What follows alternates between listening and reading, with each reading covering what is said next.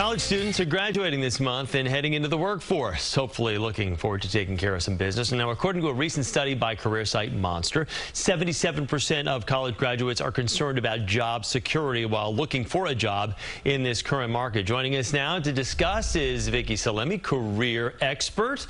And Vicki, good morning to you. So let me ask you this. What are 2024 graduates looking for in a job? They're looking for several things. They're looking for salary, number one. They want to get paid what they're worth. They're also looking for flexibility in terms of where and when they work. And when we think about the pandemic, Chris, it's interesting. Many of them who graduated now, basically all of them, their internships were either remote or they didn't have them. So they only know really remote or hybrid work. And the last piece, which is really important, is career development and growth. They're looking for training, mentoring, structure for their new job, and support. So the challenges that graduates are up against when entering the job market right now. I mean, we hear that there's a lot of available jobs out there, but like we said in the intro, some graduates say to themselves, okay, there's not that many opportunities. What are some of the hurdles?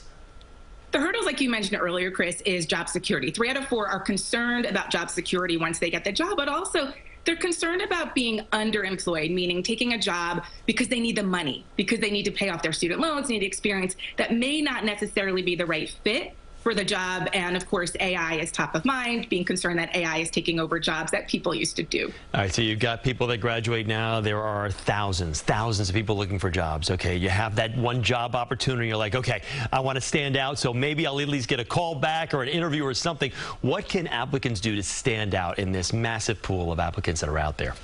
They can definitely stand out, and I speak from experience as a former corporate recruiter. Number one is when you're applying, use keywords in your resume. So copy and paste part of the job description. Make sure, of course, it's accurate. But if you're pursuing, let's say, a job in recruiting and the job description describes it as talent acquisition, you want to get through the tech filters when you're applying online, so use keywords. Number 2 is do your homework. Research the company, research their social media feeds.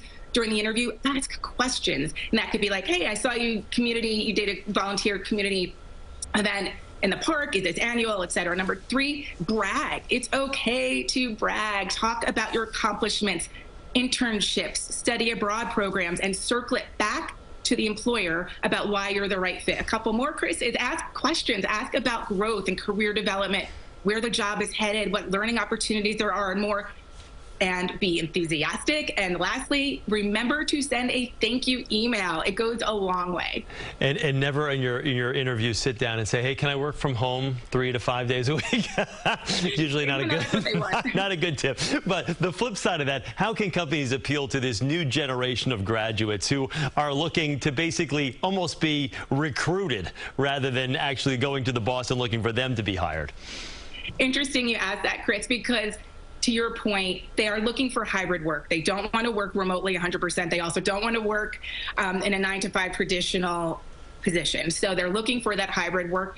Also, for employers to be flexible to realizing Gen Z wants to talk, especially college grads, they want to talk about mental health at work. They want to have an open environment where they can talk about their well-being. They want work-life balance, but also for employers to think about, they want to talk about salary on the job interview. If it's not on the job description, job seekers told us at Monster that they would maybe not even pursue the job or withdraw their candidacy if salary is not discussed during the interview.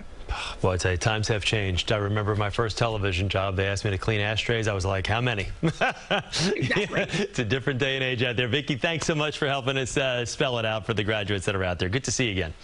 Same here. All right, for more information on job hunting as a new college grad, you can visit monster.com/grads. It's 8